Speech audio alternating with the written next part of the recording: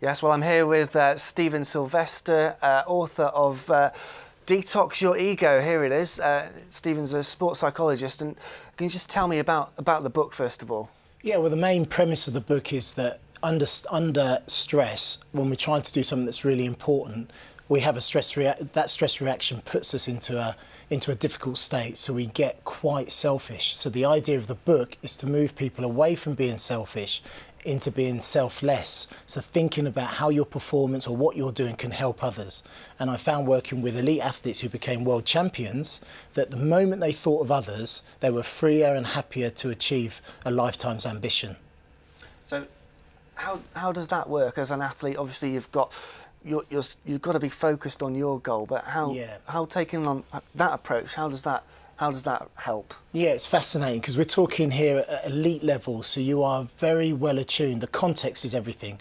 You're a high-performing athlete, you're an elite performer, and at the top of the mountain, it requires you to do something else if you want to become the best in the world, and that is about being free. So you've got all the skills, you've got all the physical attributes, and there's a third element. It's not just your mind, it's actually beyond that. It's what can I do to contribute to the sport in a much deeper way than just me being successful for me. And what I found, having played professional cricket myself and not quite coping with the stress response to crossing the line, I found that it's really, really obvious finding with some elite athletes that the moment that they were trying to cross the line and become the best in the world, they started to think about others. And as a result of that, they minimised their talking about, oh, I must get over the line, oh, the pressure's unbelievable here, I really want to win it. Because as soon as we start processing winning, we, in conjunction, process losing, and that creates fear, and then we start to get egotistical. What if I lose? What if that happens? How am I going to get through? So we've got to minimise selfishness as a performer and increase the ability to serve others. And who are we talking about in the book, and what sports were you looking at? So football managers, football players, particularly centre forwards, world-class snooker players, cricketers, international cricketers that play Test cricket. I've just basically signed a 2.5-year contract with Middlesex. I played for Middlesex at Lords, and now I've gone back there. So I work with the coaches and the players, all to minimise the emphasis on self at the moment of doing something important, like winning a match. You mentioned more team sports there, but let's talk about the Masters last weekend. Danny Willett won it. We'll come on to him in a minute, but let's talk about Jordan Spieth. He had a great year last year, but he crumbled, didn't he, at the 12th? And how does he deal with that in the short term after something like that happens? Yeah, I mean, I think the first thing to say is that expectations are, they are difficult. And in the book, I refer to the idea that winning, like smoking, should come with a government health warning. Because as soon as we think about winning, we think about losing, and then our stress increases. Now, that happens for all athletes of all abilities. The question is that when you hit that stress response, what do you tell yourself? You can tell something that's very self-absorbed and self-centered, or you can tell yourself something different. So I hope with Spieth, he comes back and he realises that he's cultivated an expectation which looks like he's a little bit at war. When you compare to last year where he won 2 majors, he wasn't in conflict with himself. He was in harmony, he was playing well, he was swinging easy, he had no expectation about winning, he was just playing and doing his thing. This year, the heightened expectation from other people and himself, he didn't look as happy, wasn't as free, his swing wasn't as consistent, and as a result of that increase in pressure that is self-imposed because of his focus on winning, that then had the effect. And if you look at all 4 rounds, he was finding it difficult to maintain the lead, but because of his advanced skill with putting, he managed to stay ahead of everyone else. But it was only moments away, and it's such a shame, and I just hope that he will sit down, reflect, and become more aware of what's going on and look to self-correct the way of working in terms of his attitude. So when you're in that position and you've got people behind you trailing you, and you know that things aren't going well, is there a way that you can turn that around? Absolutely. Yeah, absolutely. I call it self-correction. So it's the ABC plan: awareness, belief and then self-correction or correction. And the idea is that he said to his caddy, I think on the 12th, I think, we're collapsing here. And really that's too late. So he should have been aware that he's getting close to the finishing line. His stress was obviously going up because of wanting to win, which I call a win-lose mindset. And what he needed to do was just relax and get back to believing in mastery. Mastery of his swings, mastery of his tempo, mastery of his composure. Maybe do something with his caddy, talk more, have some humour, something to get you immersed into the mastery of what you're doing. Because he didn't pick the right line off that tee, he didn't commit to the shot as much because the adrenaline and the stress of trying to hold on. We can't hold on in life. We've got to be proactive and we've got to push. So is it, you mentioned adrenaline there, but what else makes players, performers in that sort of situation fail, essentially, or choke is another word? And Two things really. Number one, it's the judgment of others. So I've won this tournament once, the Masters, and I'm on the brink of back-to-back Masters victories. That is a huge burden of expectation. You could see him looking as if there was a weight on his shoulders. So the judgment of everyone, the success of doing something that a lot of golfers who have lived have never done, was an enormous problem. I've worked with a major winner, and the amount of one-time major winners is phenomenal, right? Because it's very, very difficult with the adulation, the euphoria of being one of the best ever golfers, to then go on to repeat it is a difficult art because of judgment. That's the first thing. The second thing is the humiliation. So he would have started to feel some of the humiliation as he leaped shots off the tee, wide right. He would have felt really exposed because one of his strengths is been hitting the ball well and controlling the ball. The ball strike and flight from a tee has been exceptional through his career as a 22-year-old, winning 2 majors.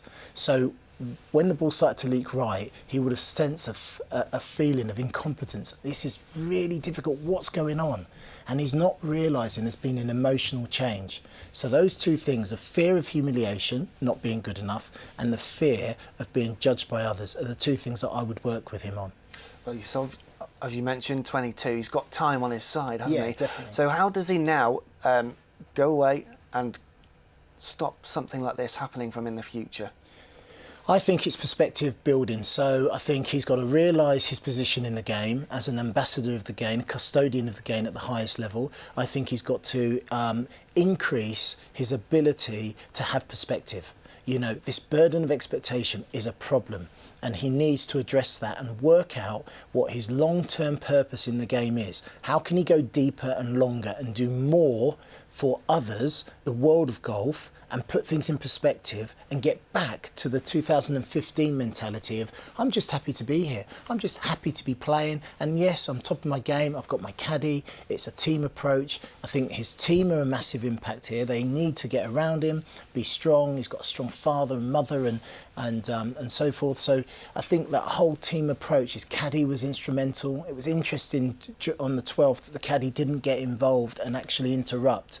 So I'd be saying, is there more that the caddy can do just to stop the rhythm and just say, well, let's just take a check and let's, change it up a bit in terms of being emotionally aware.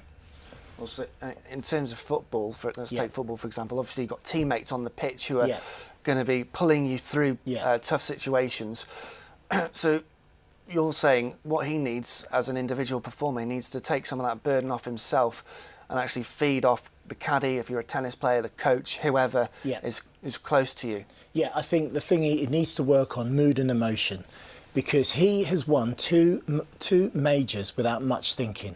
All of a sudden he goes into trying to get a back-to-back Masters win and the thinking increases. So somehow he needs an intervention that closes his thinking off So he's not thinking, and that requires us to be immersed in the people that care for us so that we can be open to what we avoid. And I think he's avoiding some of that expectation stuff. He needs to be open to his errors so he can increase the love of an error and generate learning from the error. So as soon as he went into the water once, right, what's the learning? Where do I go to the drop zone? Do I hit from the tee again? How do I actually look to do that? And what's the best correction for that error? And so it's about immersion into generating errors, generating learning from an error perspective. So I think, you know, there are things that he can work on. So just the last one on Spieth then. I mean, in terms of the long-term psychological effects, will there be any from this?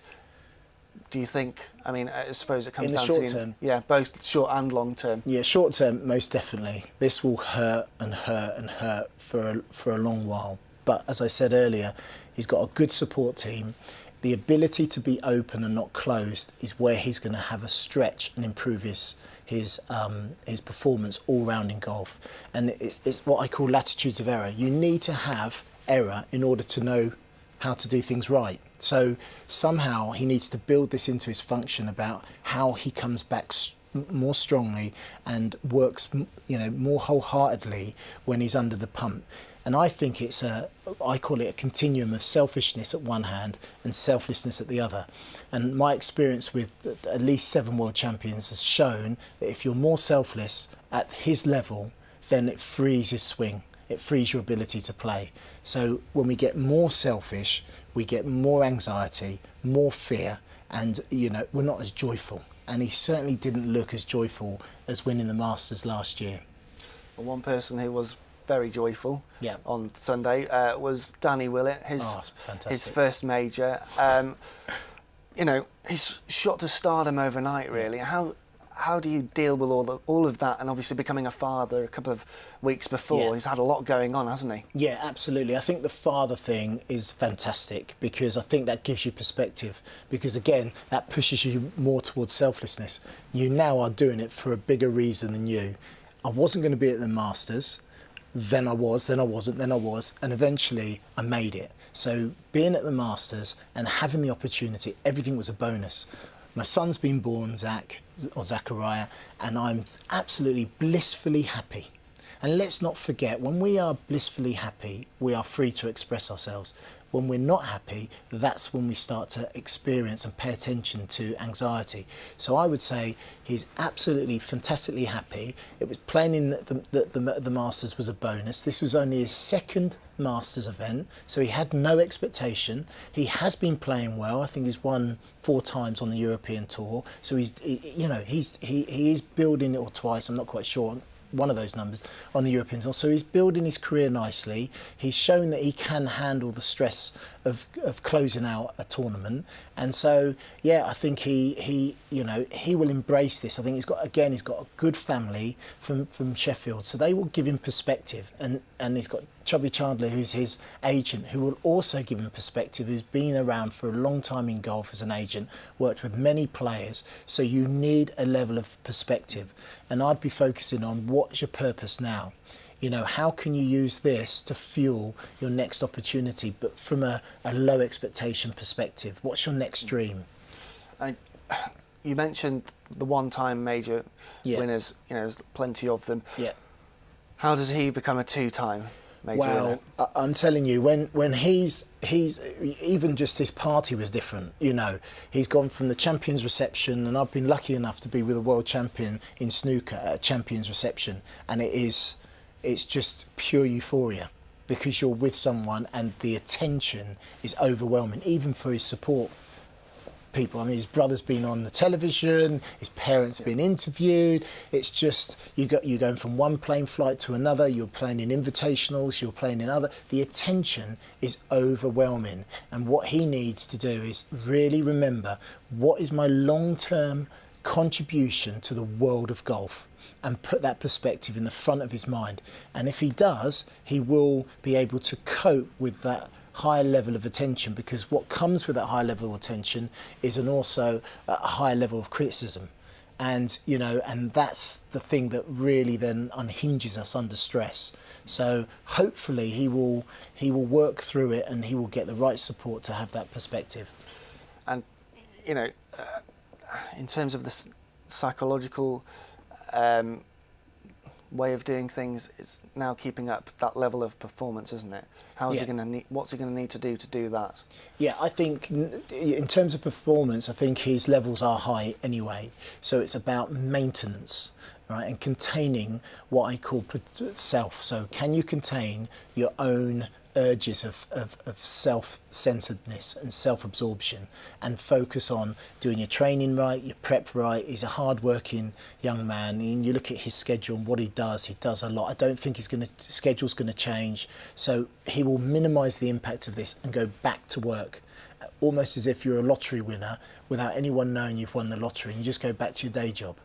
And that's what he needs to do. Do you think there are certain sports in which it's easier to maintain that level of consistency once you've won something at the highest level? I think all sports, it's very difficult, especially if you're talking at world level, because when you achieve something that is, you know, when you become a world champion, every world champion I've worked with has found it difficult to repeat. So repeat world champions are very rare. Stephen Hendry's won in snooker, and you know these guys have changed the face of the sport.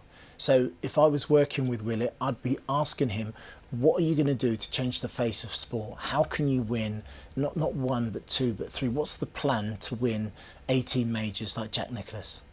Could you win 20? If we were living in dream world, what would 20 major wins look like for you, Danny?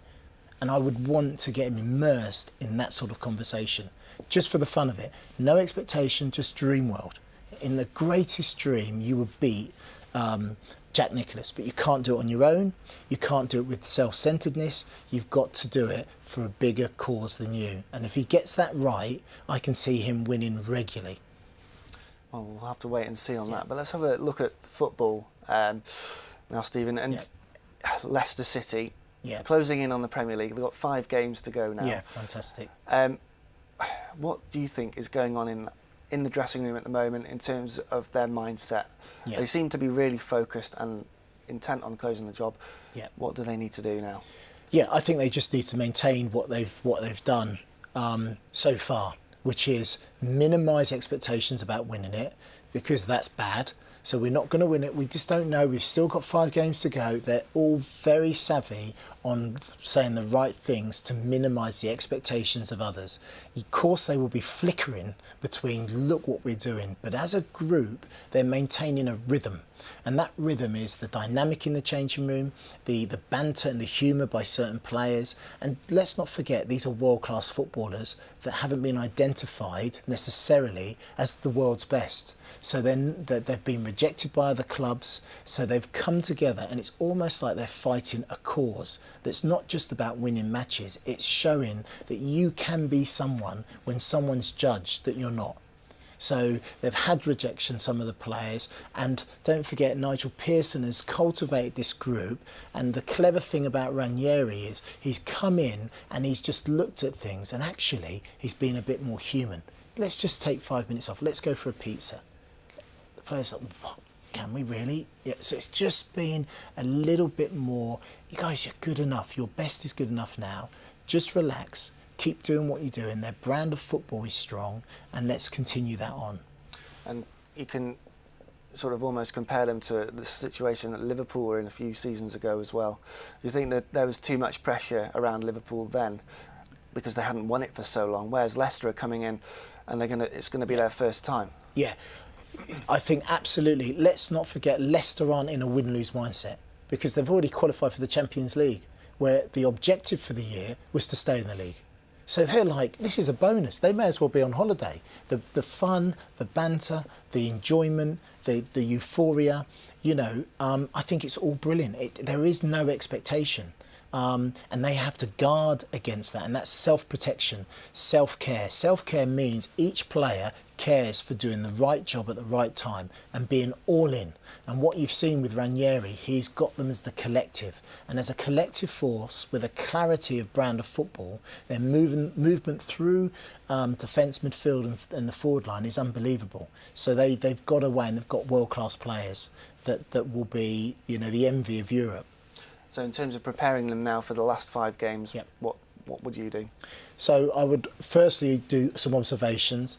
I would find out what their preparation's been before. I would look and see whether players are increasing self-centeredness. Are they looking selfish? Are they talking about themselves? Or are they caring for the group? And that's what I'd be guarding against, any selfish behaviour where players are in it for themselves instead of being in it for the collective. So I'd be looking at the barometer of collective excellence and keeping that going, trying to keep that momentum. And I think that's what Ranieri, and let's not forget his support staff, his assistant manager, the physios, the strength and conditioning coaches, everybody being the psychologists there, everyone in working and maintaining, almost minimising self and increasing our work ethic on doing the basics very well. The defensive, brilliant, they don't concede goals, and also then they nick goals on the break, and they have world-class players with huge levels of strength and speed and power that are outgunning their opposition. So, you know, I've got a great feeling. Everyone now is feeling that they're going to do it, right? I mean, hopefully, yeah. I mean, if they do or they don't, Yeah. Ranieri said a couple of weeks ago he doesn't think that Leicester will have a season like this ever again. I mean, Yeah. how do they break that mould and ensure they become a top 14 consistently? That's a $1 million question. I think that's about their resource planning, what players they can get in, how can they keep good players. So what are they going to do to ensure that their best players stay with the club long term? Because, like I said, the whole of Europe will be envying some of their players now. Having seen what the players have consistently done, those players will be highly sought after. Now the question is, what is the ambition of the chairman of the club? Where do they really want to take the club? Do they want to be a consistent top 4 club? Do they want to compete next year? If so, they're going to have to keep the best players and add to their staff with more quality. And that's about spending money. So, you know, it's obviously left to be seen whether they're going to do that.